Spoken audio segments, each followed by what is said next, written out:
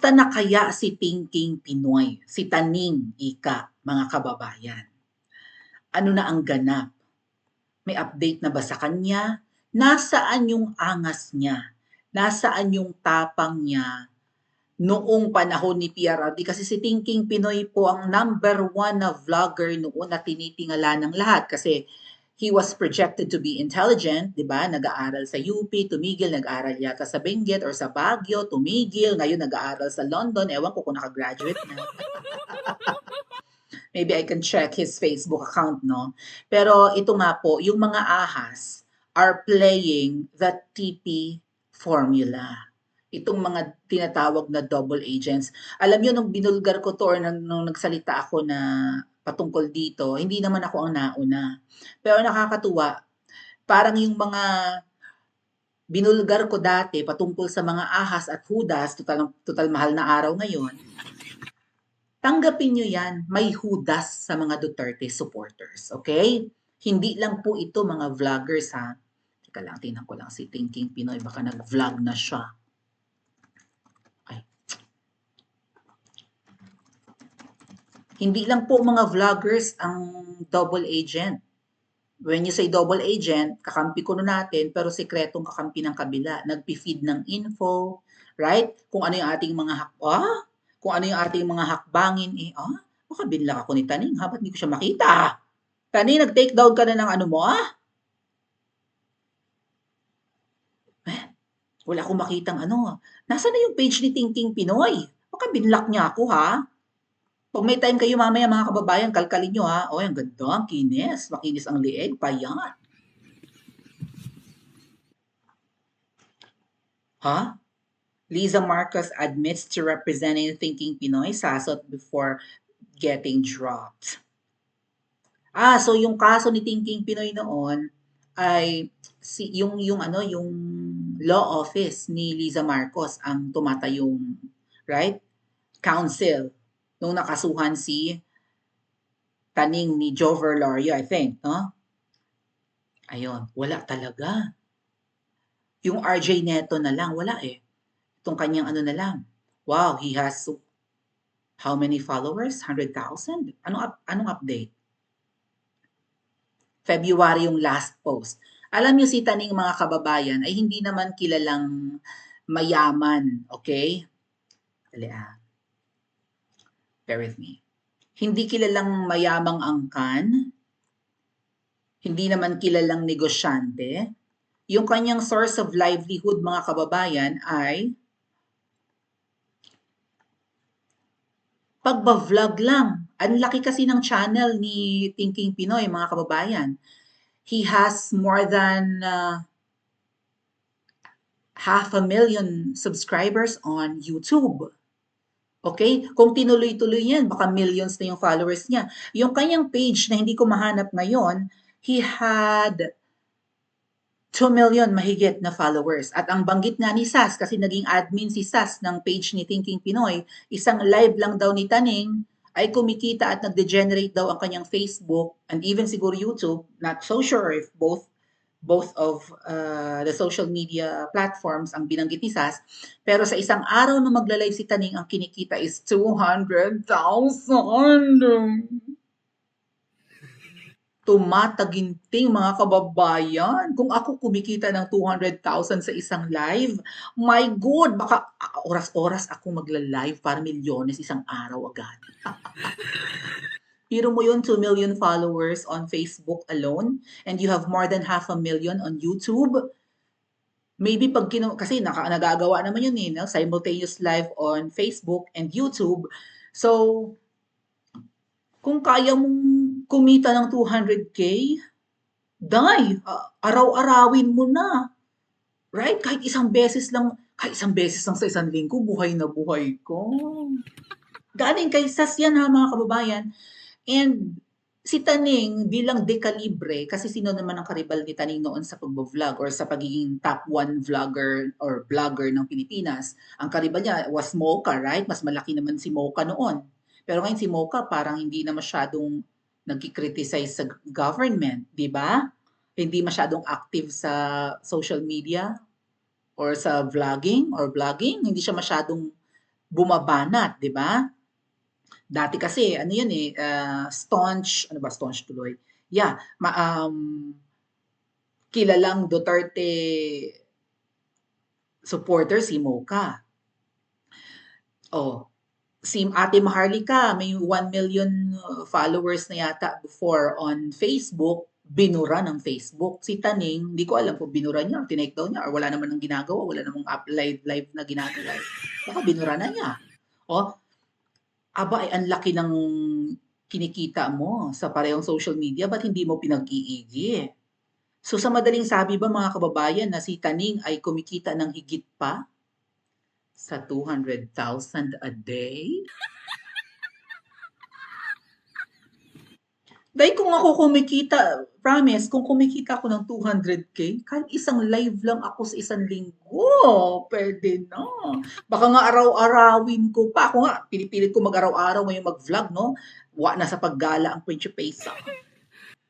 Imbis maglamyerda, eh. Wala, kasi maliit na vlogger ako, eh, di ba? Kakarampot lang naman ang gine-generate ng YouTube ko. Hindi naman ako monetize on Facebook. So, pagigihin ko na. Okay? Pero syempre, yung iba pong mga vloggers, eh si Taning, eh, maka-Duterte to, sip-sip kay Pulong to, di ba? Crush na crush nito si Baste. Maka-VP Sara ito. In fact, parang nag-offer to kay VP Sara ng something.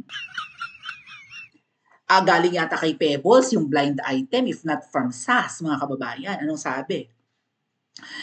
Parang ipo-promote nung 2022 daw, sabi daw ni Taning, maalin kay Pebbles at kay SAS ang nagsabi, i-endorse kita, Inday, total ako naman ay unit team, di ba? Ano nga siya eh, kakambing ang tawag niya, di ba? Lagi siya noong nakadamit ng unit team, no? Pinopromote niya ang Bongbong Marcos, Sara Duterte tandem.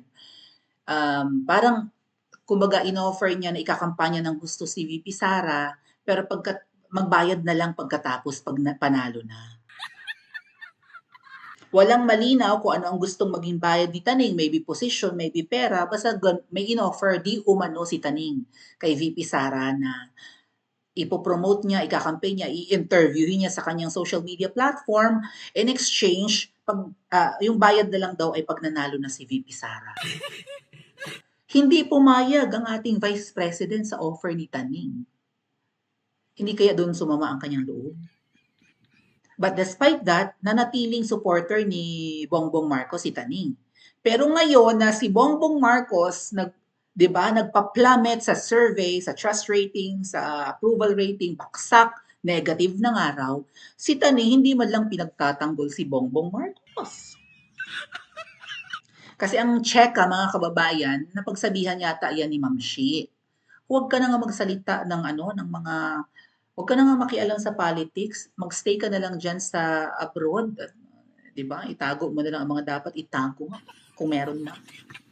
Huwag ka na magsalita about politics kasi hindi ka naman nakakatulong sa amin, nakakasira ka pa. Kasi si Taning, post ng screenshot ng conversation nila ni Charis. Na di umano ay nandiyan ngayon sa the Netherlands, si Charis. Ano kayang ginagawa niya dyan? Oh, nga pala, si Charis, isa sa nangungunang pumirma. Siya nga yata yung unang pumirma sa impeachment ni VP Sara dahil lang gusto niya maghiganti dahil inaaway ni VP Sara ang kanyang mga magulang. Anong klaseng congressman yan mapaghiganti? I-impeach mo ang isang politiko dahil sa korupsyon, kawalang hiyaan, pagnanakaw, mortal na kasalanan sa mga Pilipino, hindi yung sumama lang ang loob mo. Okay? Anyway, so itong si Taning, no, na mukhang kaya nang i-let go ang kita sa vlogging, na according to SAS, ganun kalaking amount, hindi ba? Isang live, 200K, Diyos ko, Ginoo ko. Makapag-live ka no ng Mondays through Fridays, 1 million na, 4 million in a month, mga kababayan, i-let go ni Taning. Tahimik ngayon si Taning, di ba nag-aaral sa Lonnie Don, sa Yoki, pero wala naman siyang hanap buhay. Hindi nga siya nagbibigay ng updates. Andito ako ngayon, meron akong side hustle, meron akong nagpa-part-time ako para makasurvive din. The last na pinost ni Taning noon, konti na lang ang laman ng aking GCash. Konti na lang daw ang laman na baka nagpaparinig kay Ma'am Shi. Okay, so itong galing ni Taning, itong narating ni Taning na mukhang ini-enjoy na ang masarap na pamumuhay sa ibang bansa, no? Hindi natin alam kung ano ang kanyang bagman baga siya ni Anes, ni Ma'am Shi. Ito ang gustong ma-achieve ng mga double agents, ng mga ahas. At itong mga expose ko na talagang bumagsak yung followers ko on Facebook noon, no? Nabawasan din ako on YouTube pero hindi sagad-sagad. Dahil nga sa sinabi kong may mga hudas, may mga ahas, may mga Trojan sa mga Duterte supporters, ang dami ng bash sa akin, meron na palang nakakahalata na ganito, meron talagang hudas. Ayan, basahin natin ha. Naghihintay ng Thinking Pinoy moment ang lahat ng mga double agents. So marami. Kaya hindi tayo nananalo, mga kababayan. Yun bang once in a lifetime opportunity na pwede mong i-convert sa limpak-limpak na salapi ang pambubudol? Si TP ang role model nila. Yung blueprint at template ni TP ang sinusunod nilang lahat. May element of inggit, may element of inspiration na inspire kay TP, kaya yung iba ay mga ahas. Okay?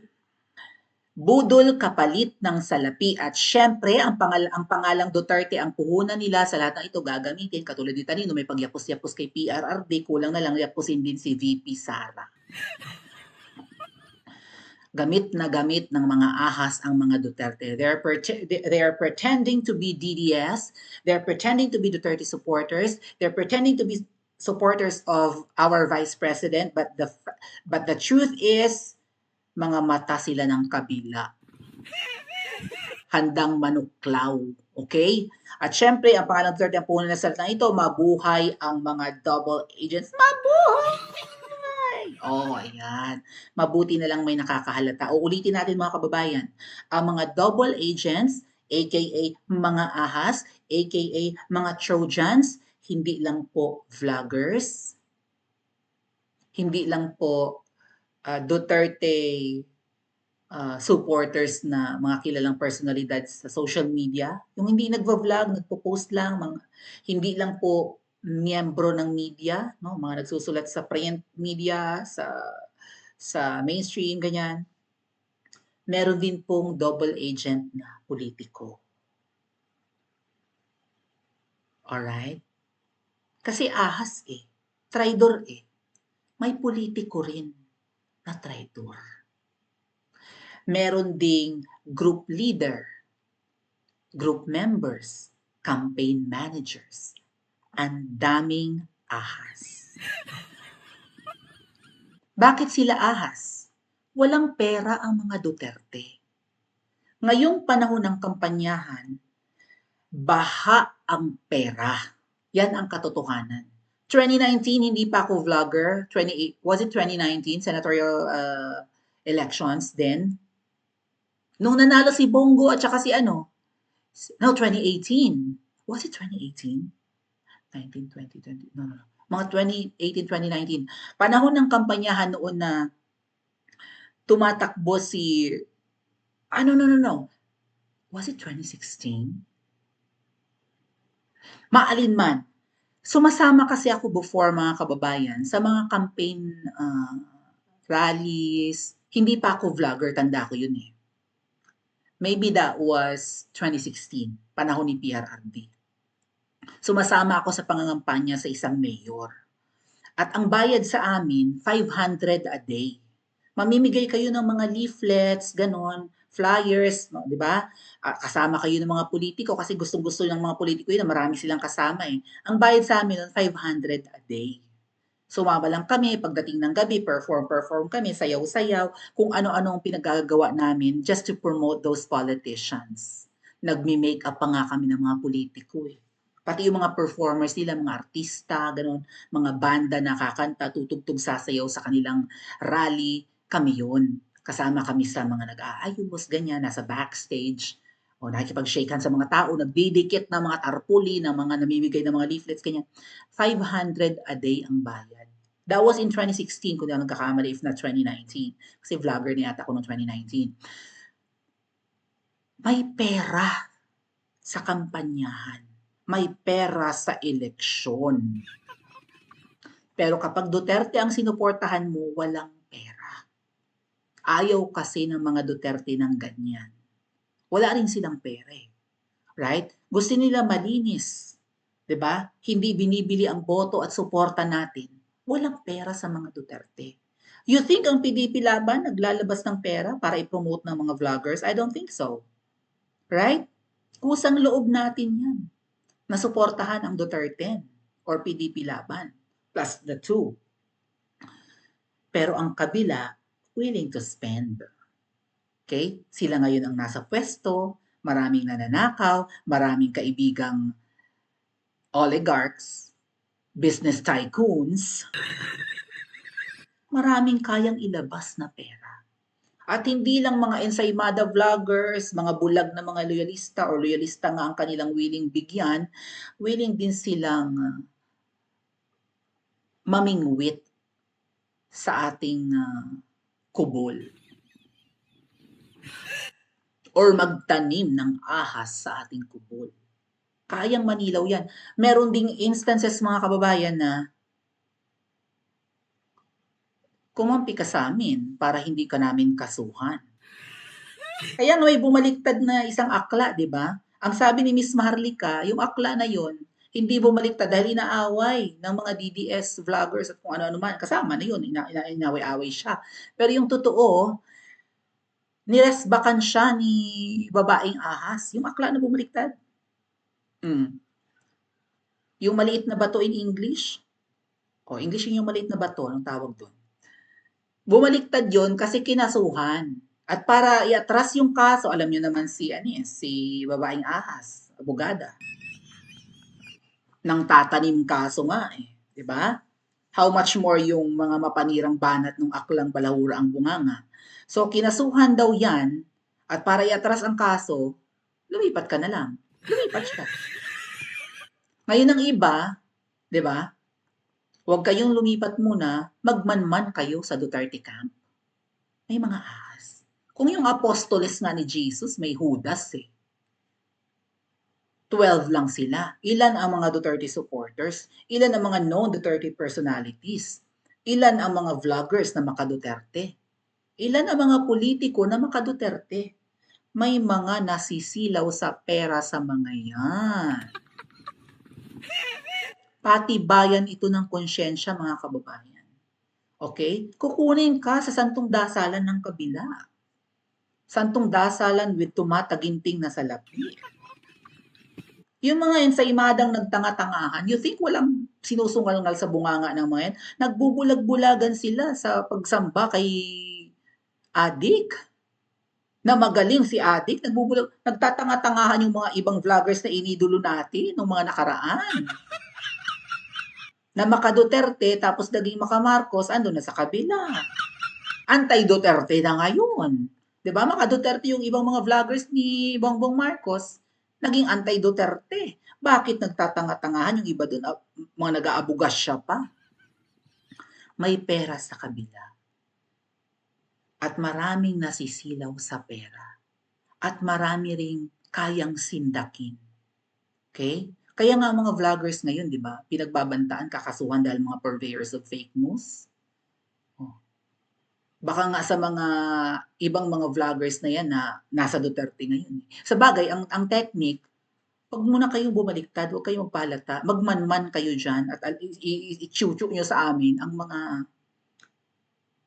steps ng mga Duterte laban sa amin. Kasi mas pabor yun eh. Mas pabor kay Ahas, di ba? Kay Niwi, na ang kanilang mga at sa Babalina, right? Kasi si Babalina, kadugo pa rin nung adik, so alangang piliin niya ang mga Duterte kaysa sa kanyang kadugo. Yan ang itanim nyo sa isip nyo, tandaan nyo. Hindi dapat pagkatiwalaan yung Babalina na yun. At si Babalina, bukod kay Tambi, bukod kay isa pang kambing na hindi mapakali ang panga na maraming billboard sa Maynila na lagapak yata ngayon sa survey, sila yung may mga tanim ahas. Okay? At itong mga tanim ahas na ito, nagkakapera ngayong panahon ng kampanyahan. Kaya kung todo promote sila kay Babalina at sa ibang mga politiko na hindi naman endorsed ni PRRD. May pera ngayong mga panahon ng eleksyon, mga kababayan. May tumitiba, may tumatabo ng pera ngayon. Yung mga gustong may mapala, pero walang mapala sa mga Duterte, magpapakaahas na lang, magmamanman na lang. Kaya nga yung whereabouts ni Attorney Zulaika Lopez, yung kanyang ano ba yon, yung parang safe house, naibulgar. Okay? At kung ano pa yung mga videos na hindi dapat malik, na ibigay sa kabila, binibenta ng mga ahas. Yung mga video, yung mga proof na si VP Sara kuno ay, 'di ba? Guilty of paggamit ng confidential funds na 125 million inubos in 11 days. Maraming ahas. At ang nakakalungkot, mga kababayan, may mga empleyado si VP Sara sa kanyang opisina na nalason na rin ng kamandag ng mga ahas na yan. I have proof. I have screenshots. Staff ni VP Sara tumatango na at umuoo ngayon sa mga mambubudol na mga ahas. Nakakalungkot. Ang daming ahas dahil lang sa kinang ng pera. Kaya pati bayan ito. At kaming mga nagsasalita patungkol sa double agents, patungkol sa mga Trojans na yan, sa mga ahas na yan, sa mga Judas, binabaliktad nila. Anong sinasabi? Itong mga nagsasabi ng DA narrative or double agent narrative, ito yung may napapala kay Tambang. What? Kami raw, nabukang bibig na may mga ahas sa kampo natin, kaya raw kami nagsasalita na may mga ahas sa kampo natin kasi may napapala raw kami, sinisweldohan daw kami ni Tamba. Ang babaw ng reasoning, di ba? Kasi ang gusto nilang palabasin, ay ano yan, kaya sinasabi nilang may mga ahas sa ating kampo, may mga double agents kasi para ano, para masira ang ating unity, para magwatak-watak tayo. Again po, sa mga apostoles ni Jesus, may Judas sa atin pa. Na pera-pera ang labanan na tumataginting ang halaga. Kung si Taning nga ni-let go ang 200K per life according to SAS. Maraming umiidolo kay Taning, maraming ahas. At ano ang dapat nating gawin? Magpapatalo na lang ba tayo? Pa-comment po sa comment section at mag-like and subscribe din po kayo.